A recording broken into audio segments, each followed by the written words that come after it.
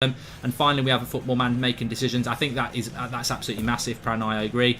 Not to get carried away, but this is the first serious direction taken by the club since Sir Alex Ferguson stepped away. Again, Mahmood, it's just so exciting. Is he going to bring in his coaching team, says Mojo? We need to talk about that. Lots to get through. We'll stay live for a fair bit to talk about this. Signing Rangnick with his conditions means the club just might be going in the right direction. Hope the board keeps promises and doesn't backstab him, says Seymour. This gets me excited. Could be transformative for our football structure in the long term, which we desperately need, says Joshua Bowwater. I mean, look, as well, I think, there's so much to digest and talk, but this might not mean Poch. This might mean Rangnick will be involved in the structural change of the club, and he might suggest who we go for. He might say, go and get Ten Hag. He might go and say, go and get somebody else. So, I think the reality is, I said it literally just finished the preview about half an hour ago. Happy birthday, happy me. Happy Bridge, happy B, says Lee. I'm very excited about this, and we'll delve into more in a moment. But let's just close let's just clarify and close the shop. So effectively, this is coming out from David Ornstein that Manchester United have reached an agreement with Ralph Rangnick to be the interim coach, and then he'll have a 2-year consultancy role. He won't be the director of football, of course. That will be something very, very different. But he won't be that. But what he will do is be in Manchester United from Monday, and I think that is so important. To know that Chelsea game is a.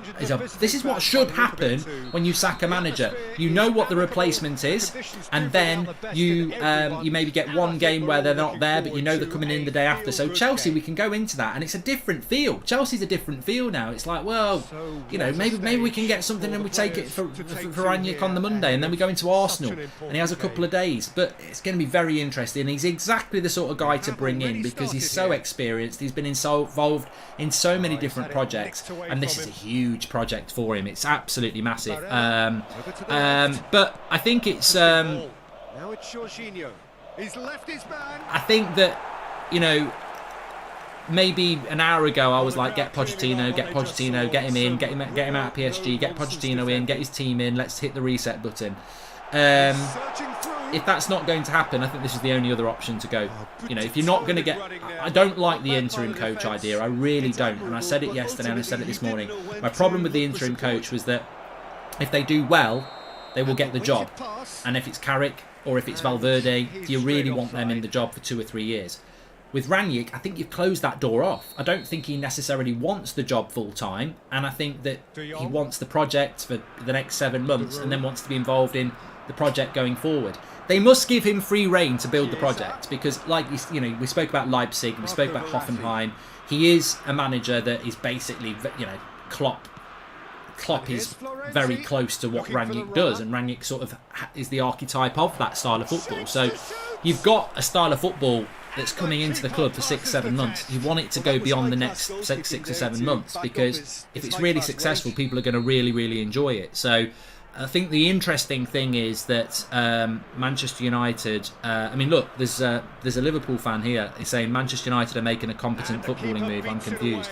And it will be to the envy of the rest of the football world. Not so much they'd be like, oh my God, United are back. But it's a footballing decision. That's what it is. That's what excites me. It's a footballing decision. And you know what? I suppose what everyone will ask is, he's a football philosopher, and he is an absolute, brilliant person to have in your football club to come in and, mould things. It does seem, Adam's just said it seems too good to be true. Just reading some of the stuff from United Stand members and everything, everyone seems very, very excited about it. He flew into Manchester in the start of the week. He rejected an initial contract from Man United but accepted the new terms. So, look, I think that is very, very important. And I want to say that very, very quickly. In relation to Rangnick, if he's rejected a deal at the start of the week and we've gone back to him, this is exactly what we want. This is something that I feared with Poch. I was like, how desperate is Pochettino for this job? If you're desperate for the job at United, it's not always a good thing because you'll agree to things that Woodward wants. Well, if Rangnick's rejected a deal and we've gone back, that's great because that means that he's getting more of what he wants, and that could be anything from I want a job beyond this to I want my own coaching staff. It's going to be really interesting. Who is Rangnick and what's his CV, says Cena. Well, we've just literally spoken about that. Currently running around my living room with joy. Never been this excited, says Edward. Brilliant. Love it. Mrs. thinks I'm crazy. Yeah, and I think that's the genius of Ralf Rangnick, really. We'll come back to that. His best league position as manager is second in Bundesliga. What a winner. Yeah, but Tiddly, if you don't know what he's all about, you don't know what he's all about. Donny must be doing cartwheels. First he gets daughter and now he gets a brilliant manager. Year of the Donny, says Oz. If he goes on a crazy run and the club decides to stick with him, I wouldn't mind at all. Players get a reset finally. I love it, says Chaos Drive. Rangnick being kept on as a consultant should not be underplayed. I think this is a massive news, having a competent voice making decisions finally, says Sandy. Yes. Can you see him getting the job full time, says Phil. We need to delve into that. United will not reach the heights of Man City and Liverpool in the next 10 years. They're a joke, says well. You see, this is it. Jealous people coming in. We don't normally get those sort of comments. This is exactly the point we needed, says Joskin. This is exactly why I didn't think Manchester United would go for him, because to do the job, if you know what Rangnick's all about, he's about projects, he's about having control, and he's not about 6 months. And so his deal with United is manager till the end of the season and then 2 years consultancy. That means he's involved with Manchester United for nearly 3 years. We've got him for nearly 3 years. He will be involved in recruitment, he will be involved in players going, and he will be involved in the managerial decision, I'm sure he will. So he's going to have an overarching involvement in Manchester United, which is absolutely massive. It's huge. Because effectively, if you've got Valverde, right, he comes into the job on Monday. Hello, man, I'm going to Carrick. I'm really popular with the players, like, and normally we do some keep you uppies for an hour. And Valverde probably goes, I probably need to let them just keep doing keep you uppies because I need to be popular.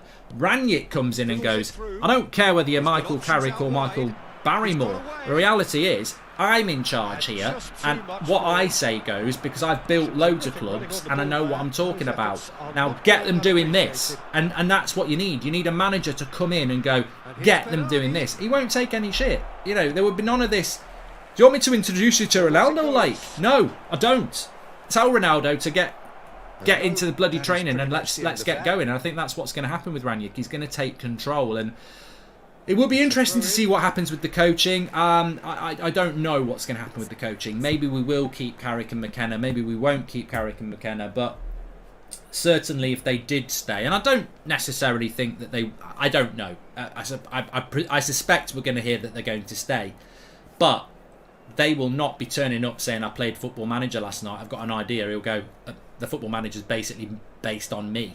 I am the Don of Football Manager. I've never played Football Manager, but everything they've got in there is probably a result of the way I've played at some point over the years. So he is the Don. He is an absolute tactical mastermind, you know, the godfather of the Gegen press and whatever else you want to call him. His football CV is elite.